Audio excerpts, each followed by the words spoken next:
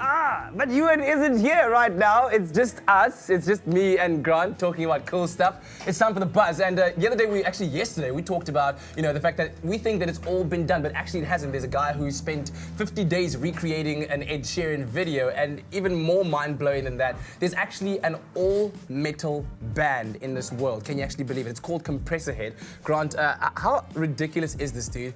5 years to create this all-metal band, and it's insane. Okay, so they've used the word metal and taken it very literally. Yeah. Built robots that play instruments, and they're called Compressorhead. There are 3 robots. One is called Sticks, Bones, and Fingers. Fingers plays the guitar. Bones obviously plays on the bass, and Sticks plays the drums. Yeah. They play a couple of songs through MIDI, so they are very fluent in a couple of things, and it's very impressive to watch them play. Speaking of which, let's just get a bit of a sense of what we're talking about, right? Totally. Okay, cool. Take a look at this.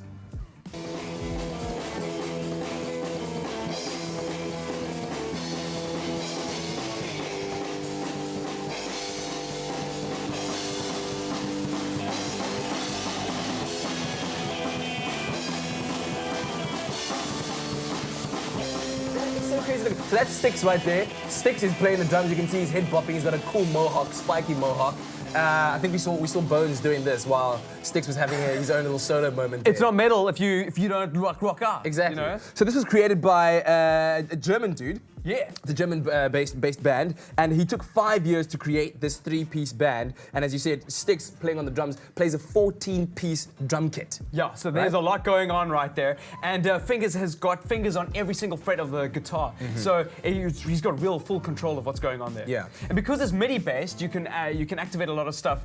Sound engineers will know this. You can get them to bob their heads in time with the music, and that was one of the most impressive things, is how they interact and perform with that music, so you can actually feel them play. It's like they're real. It's like they're actually real. So you said the technology that's used here is musical instrument digital interface, MIDI, right? MIDI. So in most keyboards and music programs that you get software, use MIDI. Wow, that's really, really crazy. I mean, so the question is, do they have like kind of interaction with with the crowd? Right now, not so much. I think they create the interaction, which is quite interesting. They call people meatheads, apparently. Really? So I don't know how that works, because they don't really talk. As you can see, they don't sing. But they've got this really cool grungy feel and look to them. You can see that they've been styled. Yeah. It's quite fun and quite a vibe. Wow, to man. probably go and watch them perform. I guess the cool thing with the fact that they're using MIDI technology is that the guy who made the band can actually program his own songs. He can compose his own songs, and then kind of just plug and play, if you will. Yeah, right now they're playing some Led Zeppelin and Motorhead, which is quite cool. Ace of Spades, if you ever played Tony Hawk, that was like the song. Yeah. So it's really cool. They can probably program more music into it, but they have a limited set right now, and that increases their value if you go watch them in concert, right? Exactly. One song like for I don't know, $10 million. But they're called Compressorhead. Let's talk about something else. If that doesn't impress you, there's something. The Robot Olympics. Tell me quickly about that. There's a World Robot Olympics, and there are 26 teams that compete, and the whole Olympics is run with robots. So basketball, weightlifting, the whole toot, and obviously each nation would build their robots to see which one would be the strongest. We're talking here about like games including football, basketball. There's weightlifting for robots, and apparently they've even smashed a couple of world records along the way as well in this Robot World Olympics. It's great because it pushes robotics further.